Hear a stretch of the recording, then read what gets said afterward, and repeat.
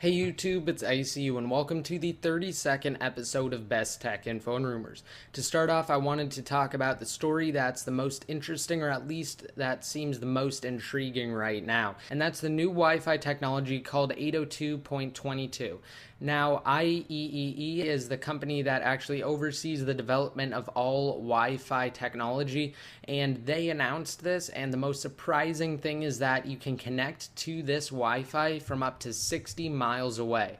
Now, it uses television bands to broadcast its signal, and what's surprising is that it doesn't interfere with TV stations broadcasting whatsoever. And this new type of technology is capable to transfer up to 22 megabytes per second over that 60-mile range, which is absolutely amazing when you think about how far 60 miles really is. Now, this technology might outdate cellular data plans because it's more cost efficient, and you will probably be able to get faster data speeds over it as well. Moving on, a new report suggests that the iPhone 5 will launch within the first 2 weeks of September, and that does actually match up with what we've been hearing lately from last week's stories about how Apple is increasing their staff and how AT&T is requiring that all of their staff take iPhone training courses. So again, this does match up, and it does seem that the iPhone 5 will be making an appearance on September. Also, something that aligns with this is that AT&T will be throttling data speeds for the top 5% data users, and that means basically if you're within the top 5 data users on AT&T,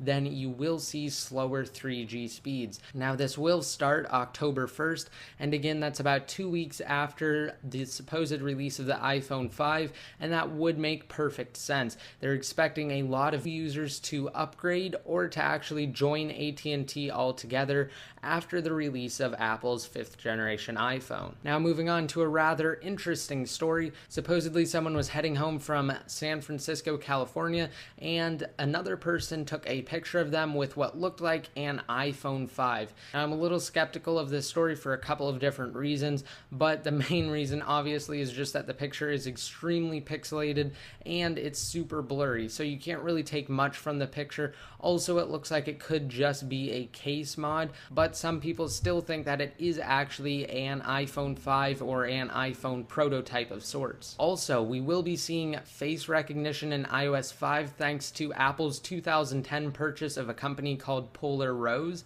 Now, they specialize in face detection APIs, and basically that allows for super accurate face recognition, face detection, and face matching. So in the video demonstration, it can detect faces using advanced software, and it only takes about a second to differentiate one face from another. So this will be extraordinary if Apple can include this in iOS 5, and it will make it really easy to have multiple account profiles on a single device. And speaking of devices, on Apple's website, if you actually caught it, it was at their iTunes section. On the iPod Touch, it actually had the 3G logo, and it didn't seem to be a mistake until Apple actually took it down. But what's interesting is that they left it up on their international site. So for instance, if you go to apple.com/AU for Australia and then /iTunes, it will take you to that picture, and it still has the 3G logo there with the bars. Whereas if you go to apple.com/iTunes, which is just the standard US site,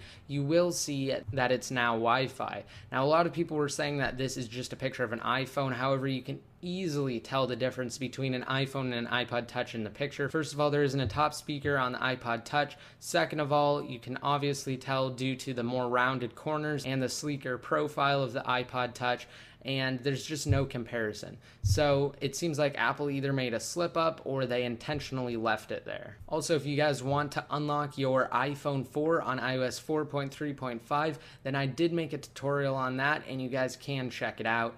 And finally, I just wanted to wrap this up by saying that Microsoft openly made fun of Google's Gmail services with a video that's up on YouTube. Now, the whole point of this video is to inform people that Gmail scans through your emails for keywords, and then it targets you with advertisements for those keywords. Now, there's really no comparison between Microsoft's Office 365 and Google's Gmail services, because Gmail is free, whereas Microsoft Office you have to pay for. So obviously Google can't really afford to have the luxury of not delivering relevant ads to you, because again, again, they are providing it for free, whereas Microsoft is charging for their cloud services. So I hope you guys liked this video. Remember, you can find links to everything I talked about down below in the more info. Be sure to rate this video up if you liked it. Hit that subscribe button if you want to be notified every time I release a new video. And I will also include links to my Twitter accounts and Facebook page down below in the more info. You can follow my Twitter accounts and like my Facebook page to be updated more often. And again, I hope you guys liked this video. Until next time, this is ICU signing out.